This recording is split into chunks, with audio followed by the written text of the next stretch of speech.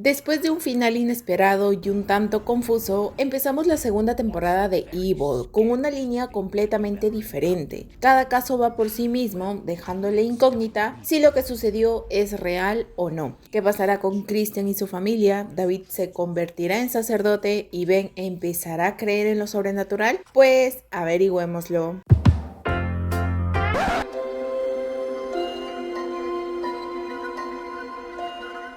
Empezamos confirmando que Kristen asesinó a Lerux, primero porque borra todo tipo de evidencia que la relacione y segundo porque se lo confiesa a Kurt con el fin de que le ayude a lidiar con la culpa. También se deja entrever que Kristen está poseída, primero porque un rosario le provoca daño y segundo porque David en sus visiones la ve dirigirse hacia el terapeuta del diablo. Debido al descubrimiento de la clínica, esta duda de posesión también va para su hija, Lexis, quien de la noche a la mañana presentó signos extraños, como el crecimiento de unos dientes muy afilados que bajo anestesia le destroza el dedo a la dentista y la aparición de una cola, aunque esto último solo lo nota Lexis. Para rematar, se tiene que lidiar con el exorcismo de Townsend.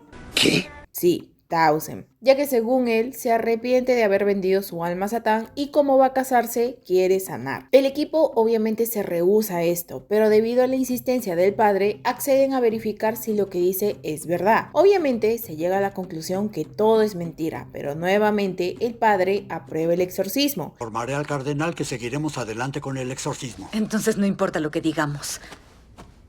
Muy bien, por supuesto que están los casos, como el de este señor, que dice que escucha a un ángel y sigue sus órdenes. Se llega a la conclusión que debido a un exceso de medicamentos para su trabajo, empezó a alucinar. Sin embargo, cuando lo vuelven a visitar, descubren que su esposa ha muerto. Por lo que encuentran es difícil de explicar, pero según su esposo es porque no siguió las órdenes del ángel. Después está la desaparición de un joven y su novia. La investigación los lleva a que hicieron un famoso juego japonés llamado el juego del ascensor, en el cual, después de seguir indicaciones, quedan atrapados en un piso abandonado. Y esto lo confirmamos por Ben, ya que por investigar queda atrapado en ese piso y se encuentran los cadáveres. Algo que resaltar aquí es que esto le afecta, porque después de un día de estar atrapado, cree que nadie lo encontrará o lo encontrarán muerto. Y aquí conocemos a una entidad parecida a George que lo acosa. Bueno, en realidad esta entidad aparece desde el momento en el que Townsend solicita el exorcismo. Tendrás un sueño esta noche, Ben. Qué raro. Uno que no has tenido jamás. Oh, por Dios.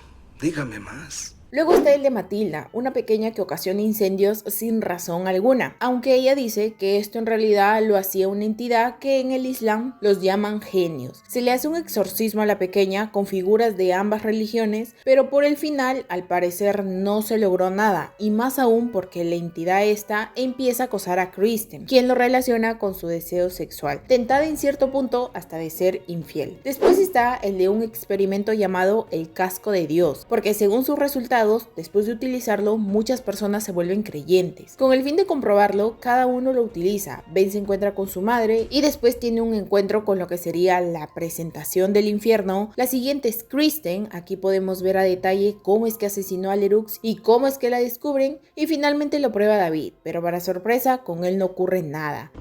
Bueno, qué apropiado. Nosotros tuvimos visiones y el visionario nada.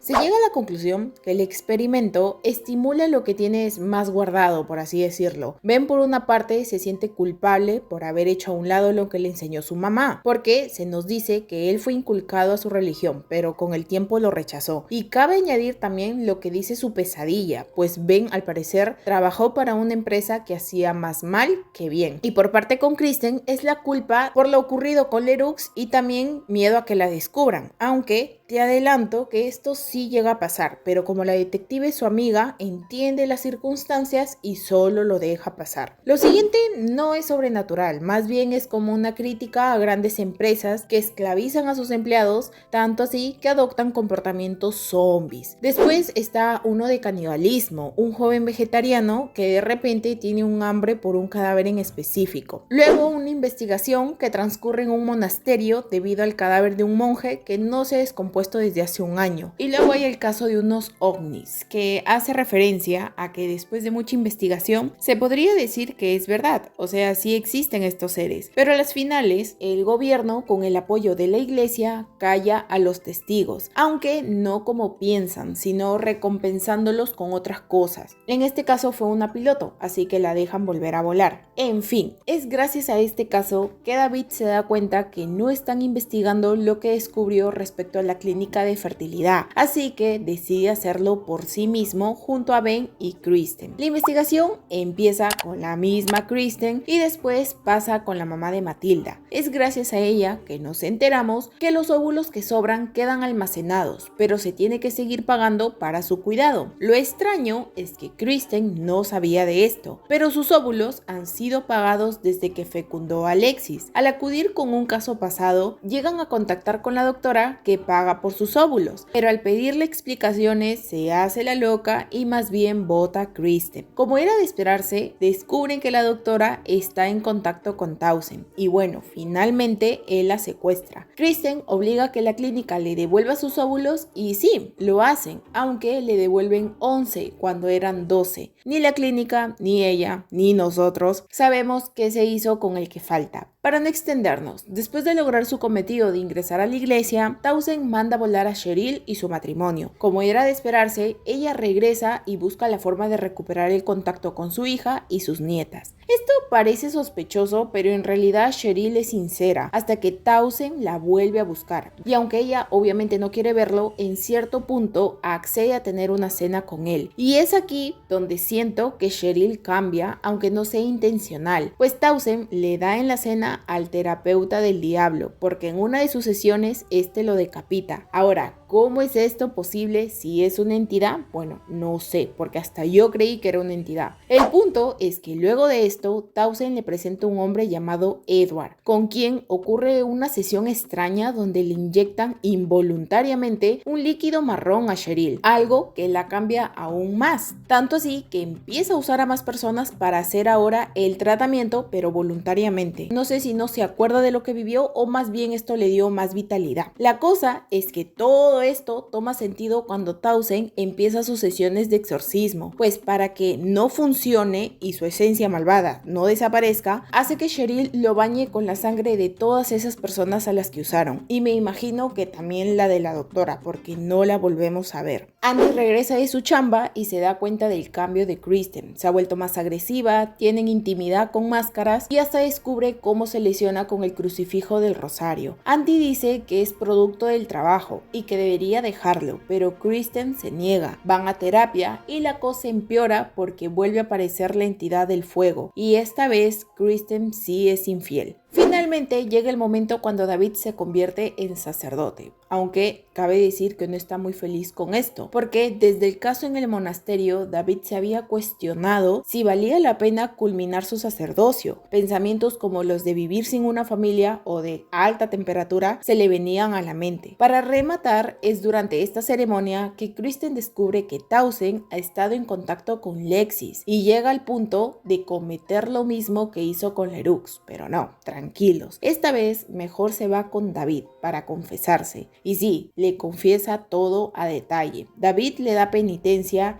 y ¿todo bien? Pues no, porque Kristen cree que este es el mejor momento para hacer lo que quería hacer desde hace tiempo. Así que sí, lo termina besando. No jodas. Datitos que salte pero son importantes. En medio de todo esto conocemos a la hermana Andrea, una monjita buena onda que cuando conoce a Townsend deja saber su desagrado porque puede percibir sus malas intenciones. Al parecer porque puede ver algo en él. Desde entonces lo ha estado enfrentando sin creer por supuesto en sus exorcismos. Es debido a esto que decide ayudar a David en uno de sus casos y es gracias al caso del caníbal que descifra el mapa demoníaco. Resulta que cada símbolo son 60 puertas demoníacas que necesitan asegurar su sucesión y para esto el antecesor tiene que ser comido, cosa que sí se da con el joven que te mencioné porque le arman todo un festín para que se coma el cadáver y como que pasa lo mismo con Cheryl, solo que la diferencia es que ese tal Edward solo le da un frasco que posee la cabeza del antecesor. Durante los exorcismos de Townsend, Kristen también se vio afectada, llegando al punto de esconderse durante las sesiones. Este empeoró empeoró aún más después de la infidelidad. Sin embargo, antes de que Andy vuelva a su trabajo, se reconcilian bajo una práctica de purificación de Andy, quien dice solo va a volver para vender su negocio de escalar y regresar a casa para conseguir otro trabajo, todo con el fin de estar más cerca, pues cree que también el cambio de Kristen se debe a que tiene más demanda como madre. Townsend vuelve a engañar a la iglesia diciendo que su exorcismo funcionó y pide trabajar junto al equipo como supervisor para evitar temas legales. Y sí, obviamente lo consigue. Ben vuelve a contactar a Vanessa, quien para este punto toma la decisión de separarse de su hermana, Maggie. Gracias a una sesión con una curandera, al parecer lo consigue. Y digo al parecer porque luego de acostarse varias veces con ella, Ben recibe la llamada de Vanessa. Aquí la verdad no entendí, porque no sé si es Vanessa o si es Maggie o si de verdad existen unas gemelas. En fin, no entendí. Kurt acompaña a los chicos en los últimos casos con el fin de escribir un libro, pero termina todo traumado porque ve a lo que sería una entidad parecida a George. Y listo, este ha sido el video de hoy. Si te ha gustado, ya sabes cómo ayudarme, dándole manito arriba, compartiéndolo y uniéndote a esta familia. Muchas gracias por ver. Adiós, chao, chao, hasta luego.